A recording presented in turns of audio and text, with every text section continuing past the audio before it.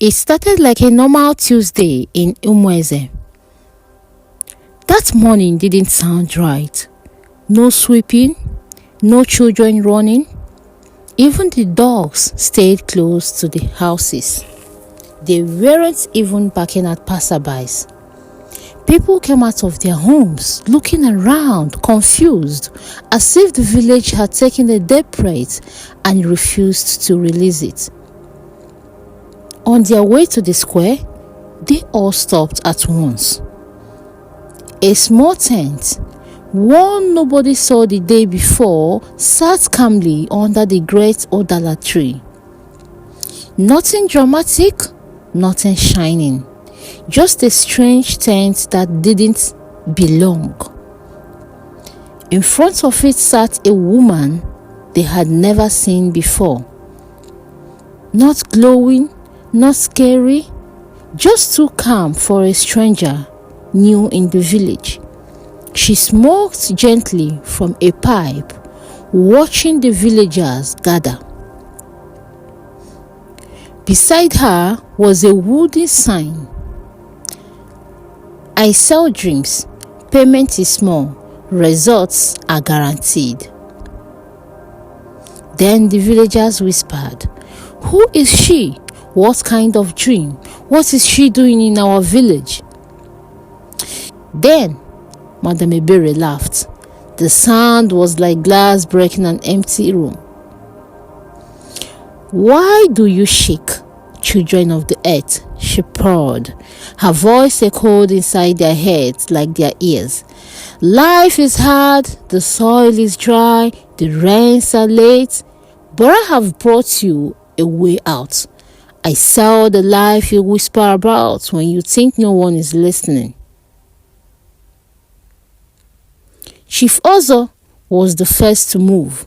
He was a man eaten alive by insecurity. Though he was a high chief, he knew the villagers mocked his short stature and his stutter. He feared the young men rising in power, and he craved absolute dominance. He stepped forward, his trembling hidden by his large robes. You claim to sell dreams?" Madame Ebere looked at him, and for a second, her face shifted into the face of Ozo's dead father, looking disappointed. Ozo gasped. She smiled, her face returning to the normal her. "I sell reality, chief," she said. "What is it you crave?" "Respect," Ozo whispered, then shouted, "Fear! I want to be the king. I want the land itself to bow to me. I want my word to be law." "Done," Madame Ebere said, bored. "The price is simple. Give me your reflection." The crowd murmured, "A reflection? It was nothing, just light on water." "Take it," Ozo scoffed. She held up a mirror made of obsidian stone. Ozo looked into it, and the crowd screamed. His reflection in the dark stone did not move when he moved. It stayed inside the mirror, screaming, pounding against the glass, begging to be let out. Madame Ebere covered the mirror with a cloth. "The transaction is complete," she said. That night, Ozo did not sleep. He grew inches taller. His stutter vanished. When he walked out the next morning, the ground trembled. People felt their knees uncontrollably when he passed. He felt like a demigod. But the horror began at noon. As he walked under the sun, the villagers pointed and shrieked. Chief Ozo had no shadow. Where his shadow should have been, the grass withered and died instantly. The birds flying over his head dropped dead. The very air around him turned freezing cold. He was a king, yes, but he was a walking graveyard. He was powerful, but he could never touch anyone again without killing them with his coldness. Then he sat on his throne, weeping, while his council bowed, terrified, freezing in his presence. Days later, Nneka watched the chiefs rise and fall, but she did not care. Her pain was deeper. 10 years of empty arms. Her husband had taken a second wife, and the sound of the new wife's baby crying drove Nneka to madness. Then one day she approached the tent under the cover of the purple twilight. "I need a child," she sobbed, clutching the hem of Madame Ebere's smoke-woven dress. "I don't care about kinship. I just want a son who will never leave me." Madame Ebere's eyes swelled with violent light again. A son who never leaves? A dangerous wish, little mother. The price is your voice. You use it to complain too much? Give it to me. Nneka nodded frantically. She felt a sharp pinch in her throat like a fishbone being pulled out. She tried to cry out, but no sound came. Madame Ebere handed her a clay doll wrapped in white cloth. "Place this in your bed. By morning, it will breathe." The next morning, the miracle happened. Nneka woke to find the baby boy. He was beautiful, with skin like milk chocolate, but he had a full set of teeth. By day 3, the child, whom she named Obi, was walking. By day 7, he was the size of a 10-year-old boy. But he was wrong. He did not play with other children. He sat in the corner of the hut, staring at Nneka with eyes that looked ancient. He was hungry, always hungry. He ate the soup, then the goats. Then, one night, Nneka woke up to find Obi sitting on her chest. He wasn't heavy. He was weightless. He leaned close to her face and whispered in the voice of 1,000 different men, "Mother, the goats are finished. I need meat that speaks." Nneka tried to scream, to warn her husband to run, but she had sold her voice. She could only open her mouth in silence, terrified while her son smiled, his teeth now sharpened like a shark.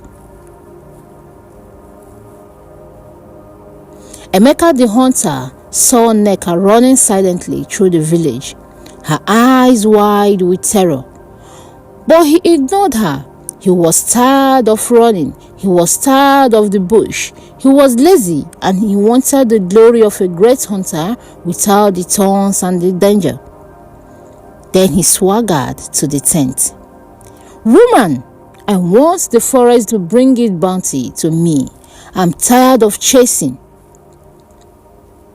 "The price?" Madame Ebere said. "The price is the friction of your life. You will never have to struggle to move again."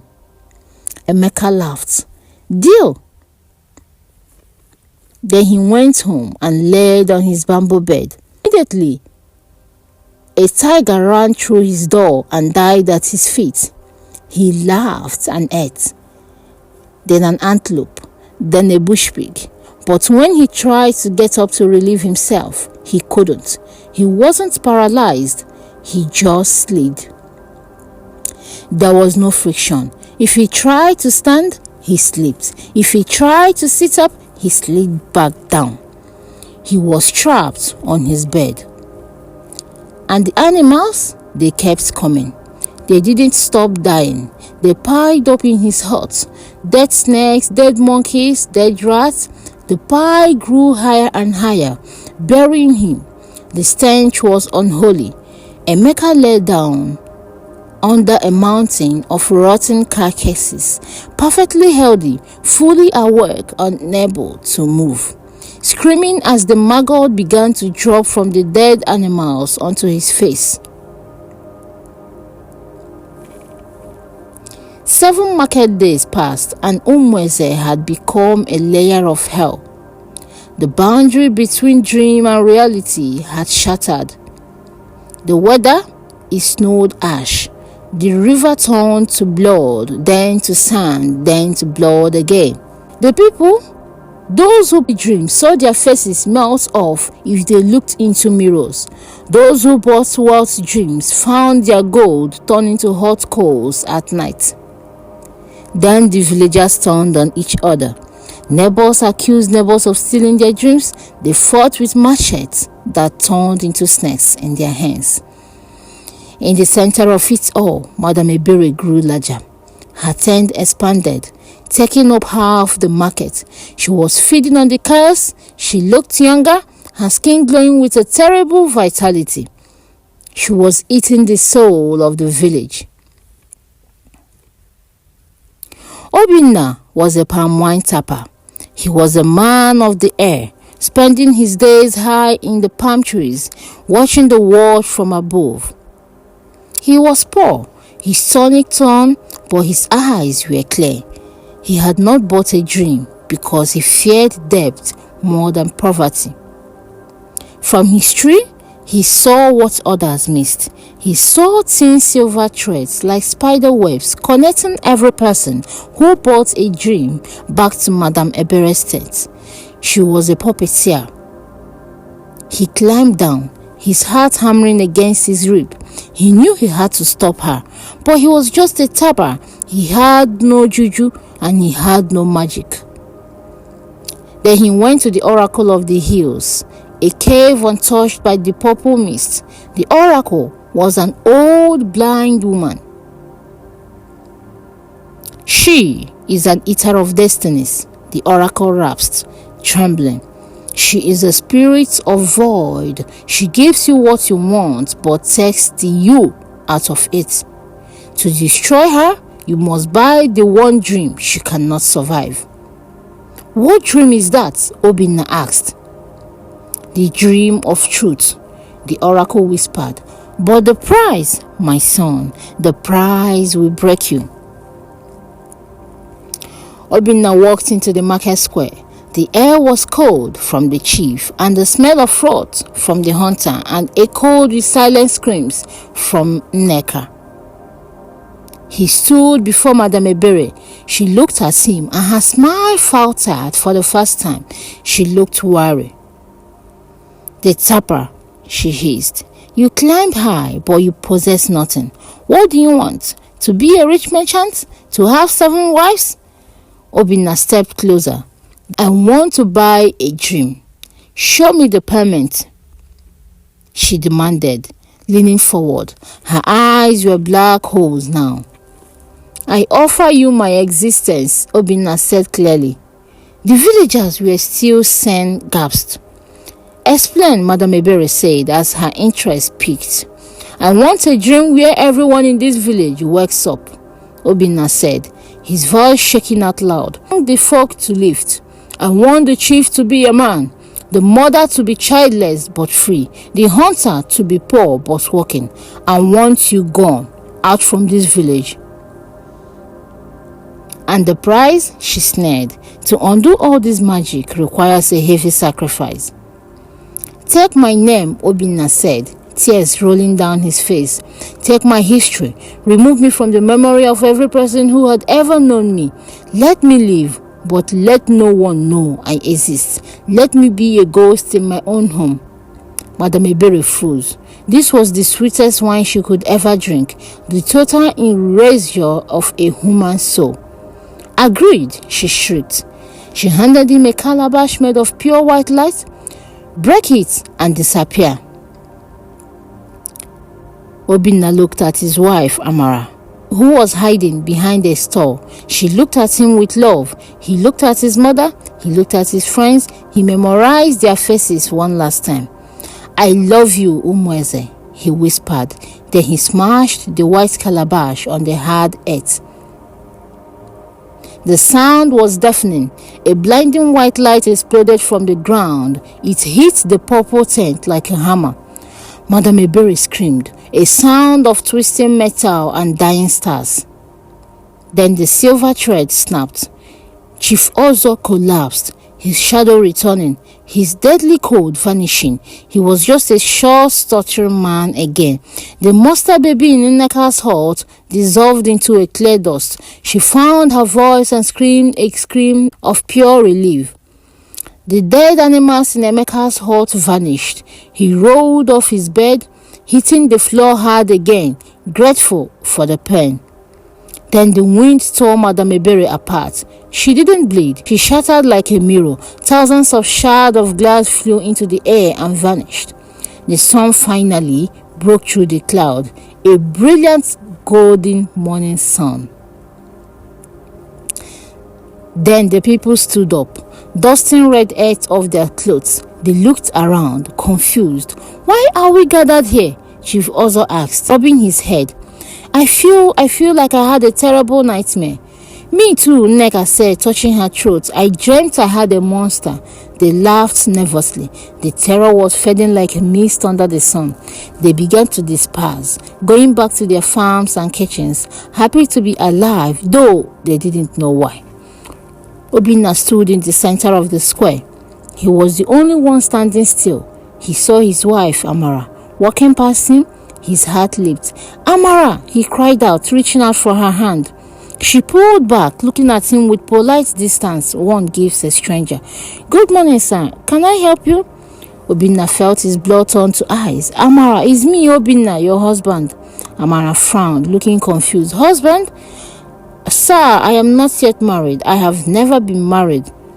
"But our house, the palm tree?" Obinna stammered. He turned to his mother, who was passing by. Mama, tell her." His mother looked at him with kind, empty eyes. "Young man, you mistake me for someone else. My son died when he was a baby. I have no children." Obinna ran to the chief. "Ozo, you know me. I am the tapper." "Get out of my way, beggar," Ozo groaned. Obinna fell to his knees in the dust. He screamed his name. "I am Obinna. I saved you all." But his voice was just wind to them. They walked around him, through him, as if he was a mere stump. He existed. He was flesh and blood, but he had no place in their minds. He was cut out of the tapestry of their lives. Years have passed since the week of the purple sky. Umueze is a happy village. They are known for being hardworking and humble. They fear greed, they fear easy success. But there is a legend in the village. They say that if you sit under the great udara tree at noon, you might see a man. He wears tattered clothes and looks at the village with a love so intense it makes you want to cry. He does not speak. He waits. He waits for everyone, anyone to look at him and say, "I know you." But no one ever does. Sometimes when the children play near the tree, they leave him half a yam or a cup of water. They don't know why they do it. They just feel a deep sadness radiating from him. And late at night, when the wind blows through the palm fronds, the villagers hear a sound. They think it's the ruffling of leaves, but it is not. It is the sound of a hero weeping, remembering a life that everyone else had forgotten.